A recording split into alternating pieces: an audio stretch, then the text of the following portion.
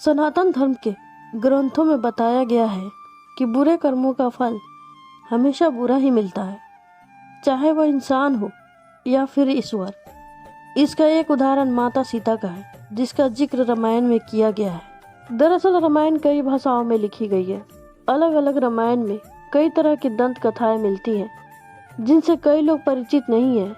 इस कथा के अनुसार माता सीता को एक तोते का श्राप मिला था, जिसकी वजह से उनको भगवान राम से अलग रहना पड़ा।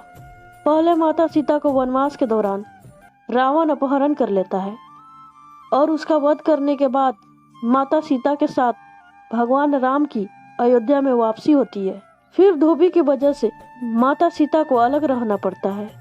हम सबके मन में सवाल उठता है कि राम तो भगवान है, फिर वो अपनी पत्नी से अलग क्यों रहे। तो आइए जानते हैं इससे जुड़ी एक कहानी के बारे में।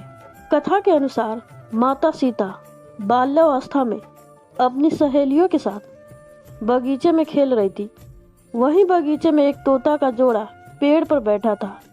तोता का जोड़ा भगवान राम और माता सीता के बारे में बातें कह रहा था। उनकी बातों को सुनकर माता का ध्यान उन पर गया। मादा तोता बोल रही थी कि अयोध्या के राजकुमार राम काफी प्रतापी राजा होंगे, उनसे माता सीता का विवाह होगा। तोते के मुख से भावी पति का नाम सुनकर माता सीता अचंभित हो गई। उन्हें अपने बारे में और जानने की इच्छा जागृत हुई, इसलिए उन्होंने अपनी सखियों से कहकर दोनों पंछियों को पकड़ लिया। फिर उन दोनों को पुचकार कर पूछा कि भविष्य के बारे में इतना ज्ञान कहाँ से प्राप्त हुआ। तब पंछियों ने बताया कि इससे पहले हम महर्षि वाल्मीकि के आश्रम में रहते थे, जहाँ हर रोज राम और सीता के जीवन के बारे में बताया जाता है। इसलिए उनको दोनों के बारे में हर चीज कंठस्थ याद हो गई है। सीता जी ने पंछियों से कहा कि जिस जनक पुत्री सीता के तुम लोग बात कर रहे हो, वह मैं ही हूँ। मुझे मेरे और राम के बारे में और भी बातें जाननी है। तब नर तोता ने कहा कि हे सीता, आपका विवाह अयोध्या के राजा दशरथ के ज्येष्ठ पुत्र राम के साथ आपका विवाह होगा और आपकी जोड़ी तीनों लोकों में सबसे अद्भुत होगी। सीता जी सवाल पूछती रही और दोनों तोता जवाब देते रहे। सीता जी ने कहा कि जब तक मेरा विवाह नहीं हो जाता, तुम दोनों मेरे साथ राजमहल में रहोगे। तुम्हें वहाँ सारी सुख सुविधाएं मिलेगी। सीता जी की बात सुनकर तोता जोड़ा घबरा गया।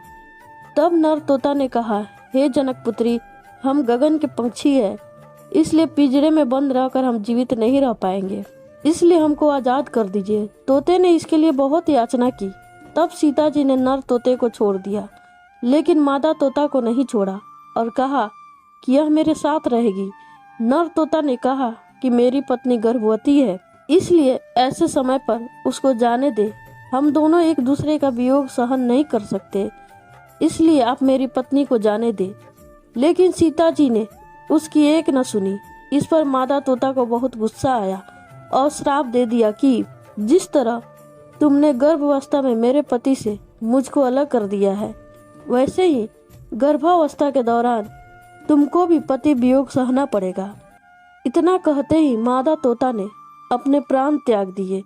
मादा तोता के प्राण त्यागने के कुछ समय बाद नर तोता के पत्नी वियोग में प्राण चले गए। इससे माता सीता को बहुत दुख हुआ, लेकिन तब तक बहुत देर हो चुकी थी। बताया जाता है कि अगले जन्म में तोता वही धोबी था जिसने माता सीता के चरित्र पर उंगली उठाई थी, जिसके बाद भगवान राम ने सीता का गर्भावस्था के दौरान त्याग कर दिया।